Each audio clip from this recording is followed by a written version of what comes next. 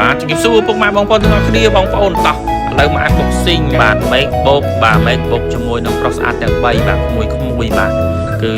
គាត់មកប្រែងយើងដែរបងប្អូនបាទទាំងយប់បងប្អូនហើយបាទគាត់មកហ្នឹងបាទគាត់អត់មានទេមកសួរយើងគូបាត់ហាងនៅហាងគូនៅណាមានទេបាទមកដល់បើកទ្វារក្រាកមកគ្នាគាត់3នាក់បងប្អូនចូលមកឆៅមក7យប់បងប្អូនហើយបាទគាត់មកដល់ពូយកមកទិញ MacBook M4 បាទយើងមកសួរថាអូនឯងយក Air ឬក៏យក Pro គាត់ថាខ្ញុំយក Pro បាទដោយសារខ្ញុំរៀន Graphic Design ច្បាស់ដែរបងប្អូនបាទគាត់ច្បាស់ដែរបាទហើយយើងអូមិនចាំការទេបាទលុយសុទ្ធមកបងប្អូនបាទ MacBook Pro 14 inch M4 RAM 16GB បងប្អូនថ្មីបាទធានាពីក្រុមហ៊ុនមួយឆ្នាំបាទគេហៅថា Apple Care Worldwide Warranty បងប្អូនតម្លៃលក់តែ$1449ទេបាទ$1449បងប្អូនស្អាប់អត់ច្រឡំទេបាទហើយយើងមាន promotion បាទ promotion ថែមម៉ៅ